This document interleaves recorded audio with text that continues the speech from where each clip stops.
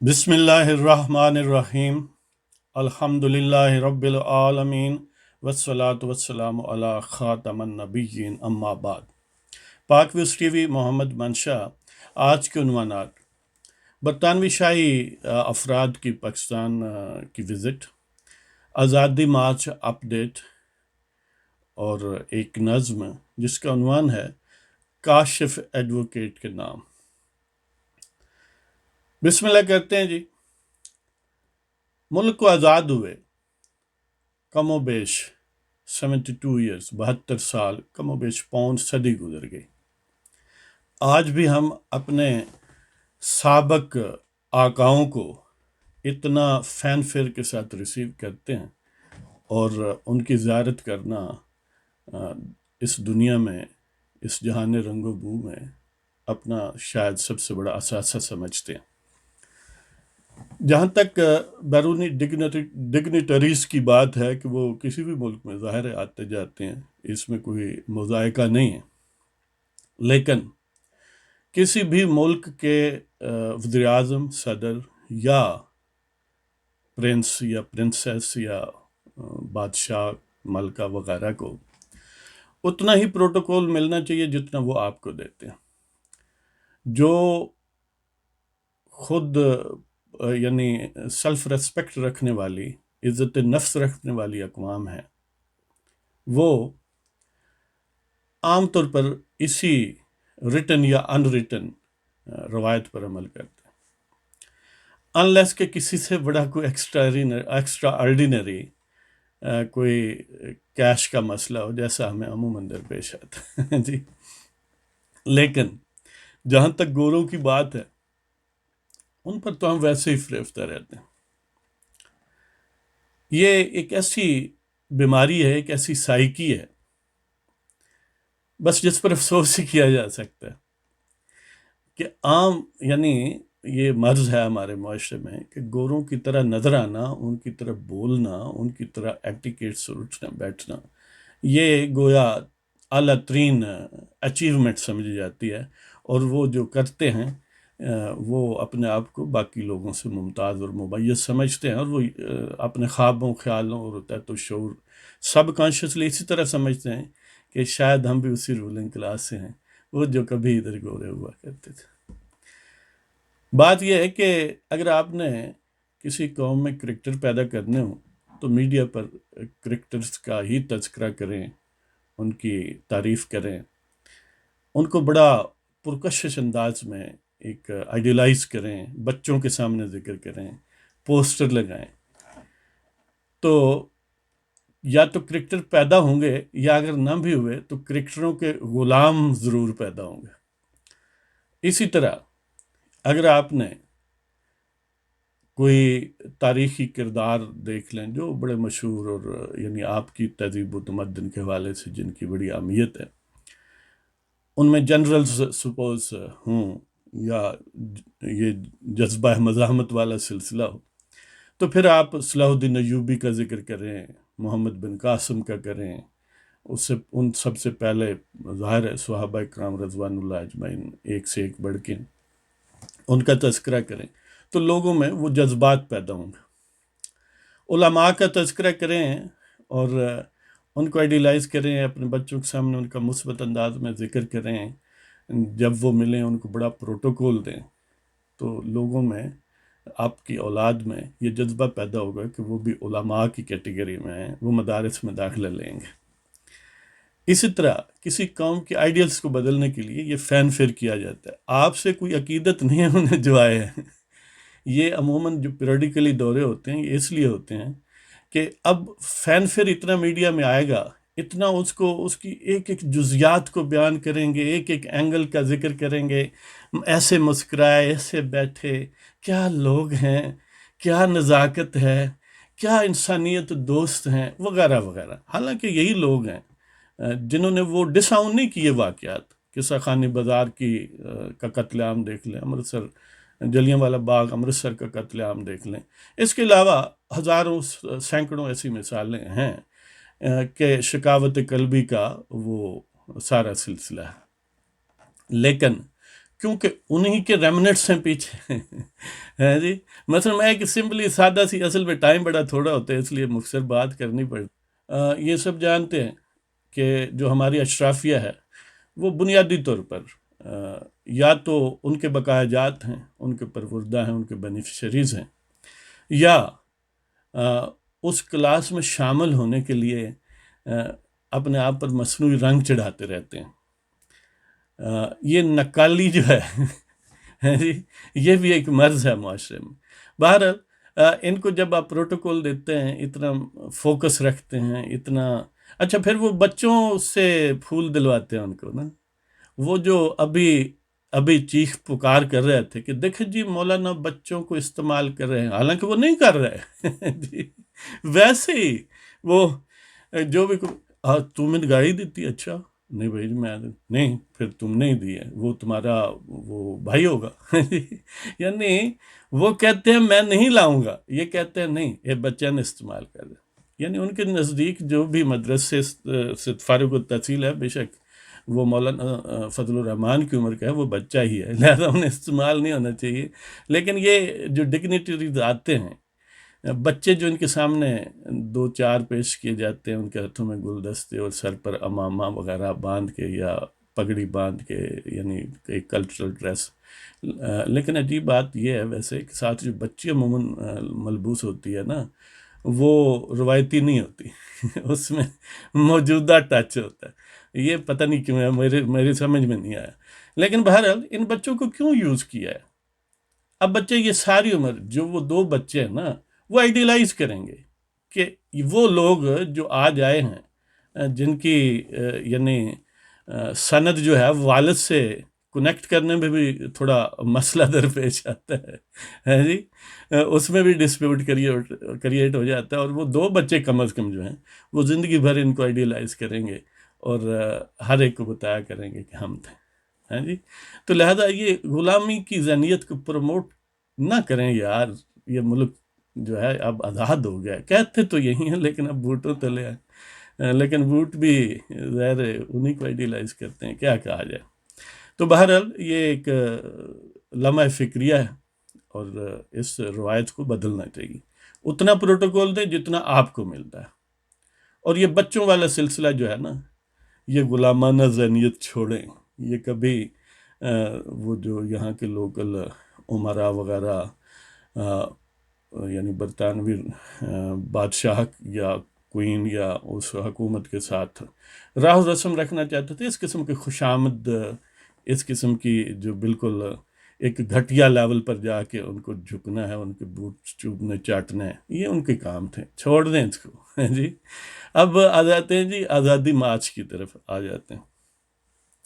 آزادی مارچ جمعیت علماء اسلام کے سربراہ جناب فضل الرحمان نے ANP کے سربراہ اسفندیار ولی کے گھر جا کر ان سے ملاقات کی، اور اسفندیار ولی نے اپنی جماعت کے مکمل تعاون کا یقین دلایا اور کہا کہ ہماری جماعت پوری طرح سے پوری طاقت سے شرکت کرے گی. یہاں تک انہوں نے کہا کہ اگر 27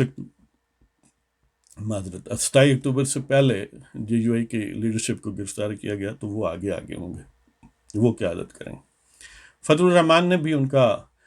شکریہ ادا کیا، اور یہ دو ٹوک باتیں ہیں، اور یہ جنون سیاستدان ہیں، ٹائم ٹیسٹڈ ہیں. یہ کسی یعنی بوٹوں والے کے مرہون منت نہیں ہیں. ہمیں ان سے ہزار اختلافات ہیں ANP سے، فضل الرحمان صاحب سے بھی ہو سکتے ہیں، لیکن ان کی جنون سیاست جو ایک یعنی ان کا قد کاٹ ہے اس حوالے سے، جو ان کا پروفائل ہے، آپ اس کی ڈسپیوٹ نہیں کر سکتے. تو یہ ایک یعنی اس مارچ کے لیے، آزادی مارچ کے لیے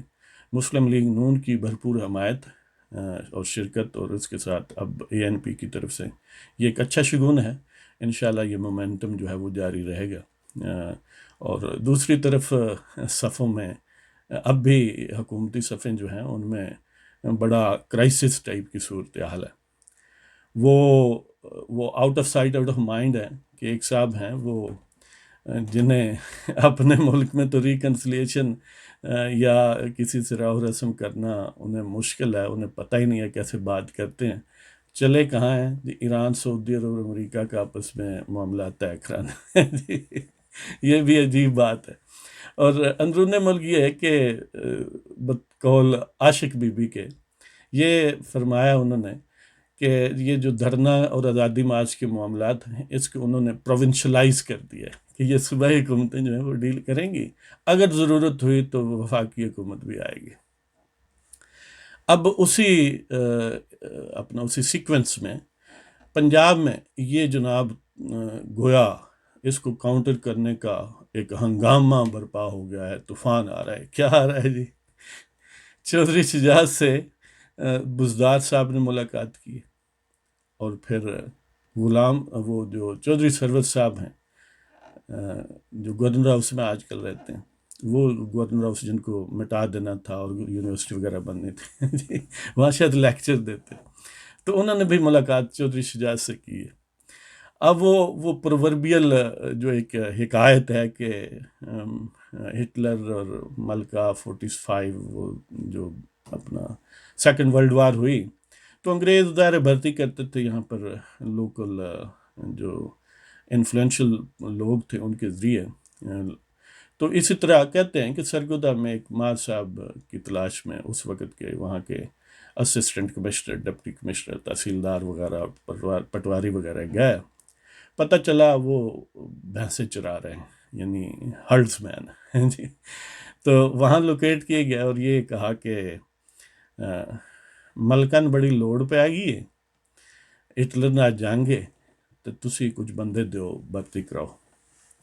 وہ کہتے ہیں کہ جو مار صاحب تھے، اس کو ویریسلی بیان کیا جاتا ہے لیکن یہ بھی ایک ورژن،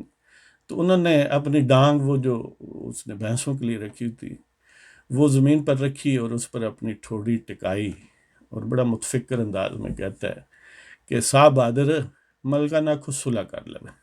ہٹلر جے گل مارا تے آ گئی تے آکھو صلح کر لے، گل بڑھن والی نہیں، کہ اگر گل یعنی بات الٹیمیٹلی ماروں پر آ گئی ہے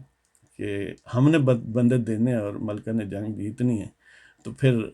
یہ نہ ہونے والی بات ہے۔ اس لیے بہتر یہی ہے کہ ملکہ سے کہیں کہ ہٹلر سے صلح کر لیں۔ وہی بات ہے کہ یہاں جناب مارچ کو روکنا اور آزادی مارچ کو سبوٹاج کرنا یا دھرنے کو پریونٹ کرنے کی کیا میت ہیں؟ وہ ہیں کہ بزدار صاحب چودھری شجاعت سے ملے ہیں، اور چودھری سرور جو ہیں وہ بھی چودھری شجاعت سے ملے ہیں۔ اب چودھری شجاعت کے پاس شاید تعویذ لینے گیا ہوں، آپ کو پتہ ہوگا کہ ایک دور وہ بھی تھا کہ پاکستان صوفی کونسل نام کی ایک چیز تھی جس کے سربراہ جناب صوفی ان چیف جو تھے وہ جناب چودھری شجاعت حسین تھے، تو اس والے سے وہ تصوف میں بھی بڑے اعلیٰ پائے کی چیز ہیں، تو ان سے شاید تعویذ لینے گیا ہوں، تو اب یہ معاملہ تعویذوں پر ہی آ گیا ہے۔ تو اس کا مطلب وہ جو تازہ ترین سجادہ نشین ہیں بنی گالہ شریف میں، حضرت پیرنی صاحبہ اور حضرت مرید صاحب جی، ان کے تعویذ شاید اتنے کارگر نہیں رہے کہ صوفی کونسل کے سربراہ صوفی ان چیف جناب حضرت شجاعت حسین صاحب شیخ المشائخ اور صوفی الصوفیاء ہیں جی، ان سے تعویذ لینے پڑ گئے۔ لیکن بات وہی ہے کہ گل اگر ماراں تے آ گئی تے آکھو صلح کر لیں، جی گل چودھری شجاعت تے آ گئی ہے نا کہ انہوں نے آزادی مارچ کو روکنا ہے، یہ تو کل تک آپ کو پتہ ہے کہ قادری کے پیچھے ہاتھ باندھ کر کھڑے ہوتے تھے، مسکینوں نے اب کیا کرنا۔ تو بہرحال اب وہ کاشف ایڈوکیٹ کے حوالے سے جنہیں اغوا کر لیا گیا، اور اغوا وہ حریت پسندی کے جذبات کی وجہ سے، عنوان ہے جناب کاشف ایڈوکیٹ کے نام۔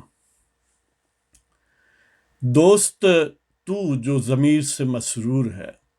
دوست تو جو ضمیر سے مسرور ہے کہ جرم حق گوئی ہی تیرا شعور ہے، دوست تو جو ضمیر سے مسرور ہے کہ جرم حق گوئی ہی تیرا شعور ہے، کم ہی ہیں جنہیں فہم و ادراک ہے، کم ہی ہیں جنہیں فہم و ادراک ہے، غیرت نایاب ہے اکثر جذبہ ناصبور ہے۔ یعنی غیرت جو ہے نا ایک تو کم ہے، اور پھر جن میں ہوتی ہے بعض اوقات یا اکثر اوقات ان میں صبر نہیں رہتا، وہ مثلث بینی اور مثلث کوشی سے کام نہیں لیتے، اصل میں غیرت کا جو بھرپور اظہار ہے اس میں یہ بے احتیاطی موجود ہے، یعنی اس کی بائی نیچر غیرت ایسی ہوتی ہے کہ وہ پھر دیکھتی نہیں نا، وہ سود و زیاں کا کنسیپٹ اس وقت چھوڑ دیتی ہے، تو اس لیے اس کو غیرت کہا جاتا ہے کہ کم ہی ہیں جنہیں فہم و ادراک ہے، غیرت نایاب ہے اکثر جذبہ ناصبور ہے، غافل از مصلحت کبھی ہو ہی جاتا ہے، غافل از مصلحت کبھی ہو ہی جاتا ہے، جوش حق سے جام جو بھی معمور ہے، یعنی جس جام میں بھی حق کا میٹیریل موجود ہو، حق کا مشروب موجود ہو، تو اس میں جوش آ ہی جاتا ہے، ہاں جی، تو جوش غافل از مصلحت کبھی ہو ہی جاتا ہے، جوش حق سے جام جو معمور ہے، کہ کبھی احتیاط اور مصلحت کا دامن چھوٹ ہی جاتا ہے جب جوش آ جائے۔ تو ویسے تو از کرم الہی ہیں کل عنایات، ویسے تو از کرم الہی ہیں کل عنایات، ہمت فرض ہے اللہ کے کوئی معذور ہے، یعنی ویسے تو ساری جو عنایات ہیں، ساری مہربانیاں، نعمتیں، کرم فرمائیاں، وہ خدائے وحدہ لا شریک کی ہیں، وہ خدائے قدیم کی ہیں، وہ ازلی اور ابدی ہستی کی ہیں، جو واجب الوجود ہے، جو اللہ تعالیٰ ہے۔ لیکن ہم اس بات کے مکلف ہیں کہ ہم پر کچھ چیزیں لازمی ہیں، اگرچہ دینا اس نے اپنی مرضی سے ہے، لیکن ہم پر یہ فرض ہے کہ ہم وہ کرتے رہیں جس کا ہمیں حکم ہے۔ تو ویسے تو از کرم الہی ہیں کل عنایات، ویسے تو از کرم الہی ہیں کل عنایات، ہمت فرض ہے اللہ کے کوئی معذور ہے، کہ ہماری طرف سے کوشش، جذبہ، جرت، مزاحمت اپریشیبل ہے۔ توفیق سکوت نہیں گر ذوق عزم بھی نہیں، توفیق سکوت نہیں گر ذوق عزم بھی نہیں، توفیق سکوت نہیں گر ذوق عزم بھی، باطل پرستی ہی پھر تیرا منشور ہے، یعنی اگر آپ حق بات کہنے کی جرت نہیں رکھتے، عزیمت نہیں ہے آپ میں، ظاہر ہے مجھ جیسے لوگوں میں ایسا ہی ہے، تو کم از کم آپ خاموش رہا کریں، اور جب آپ باطل کی وکالت کریں گے تو پھر ظاہر ہے وہ سمجھا جائے گا کہ تم باطل کے ساتھ ہو۔ لیکن کاشف جو ہے وہ ظاہر ہے حق پرستی میں پرجوش ہو گیا، لہذا جو اس کی طرح نہیں ہے، ہاں جی، جو اتنے پرجوش نہیں ہیں، تو کم از کم انہیں چاہیے کہ خاموش رہا کریں، باطل کی قوالی نہ کیا کریں۔ تو وہ گویا اس کے ایگزیکٹلی اپوزٹ ہیں کاشف کے، کہ وہ حق بات پر پرجوش ہے اس لیے بول پڑا، اور کچھ ہیں جو باطل پرستی پر پرجوش ہے، لہذا ہر وقت قوالی کرتے ہیں باطل کی۔ تو توفیق سکوت نہیں گر ذوق عزم بھی، باطل پرستی ہی پھر تیرا منشور ہے، اور سچ کی پاداش میں زیر مشق ستم ہے، سچ کی پاداش میں زیر مشق ستم ہے، یہی تو اہل جبر و ظلم کا دستور ہے، سچ کی پاداش میں زیر مشق ستم ہے، یہی تو اہل جبر و ظلم کا دستور ہے، اور سر عام یہاں لوگ اٹھا لیے جاتے ہیں، سر عام لوگ یہاں اٹھا لیے جاتے ہیں، یہ وطن کیسا بے بس کتنا مجبور ہے، سر عام یہاں لوگ اٹھا لیے جاتے ہیں، یہ وطن کیسا بے بس کتنا مجبور ہے، ایک دن مٹ ہی جائیں گے اہل ستم بھی، ایک دن مٹ ہی جائیں گے اہل ستم بھی، خاک در خاک ہوگا جو سر پرغرور ہے، ایک دن مٹ ہی جائیں گے اہل ستم بھی، خاک در خاک ہوگا جو سر پرغرور ہے۔ جو آج لوگوں کو اٹھاتے ہیں، یقین کریں ایک دن خاک ہو جائیں گے، وہ بھی اسی خاک میں چلے جائیں گے، پھر ایک دن آئے گا اور وہ اسی کے ساتھ ہی اس کے فیلرز آنا شروع ہو جاتے ہیں، ہاں جی، کہ ان سے حساب طلب کیا جائے گا کہ کیسے اغوا کرتے تھے۔ دوست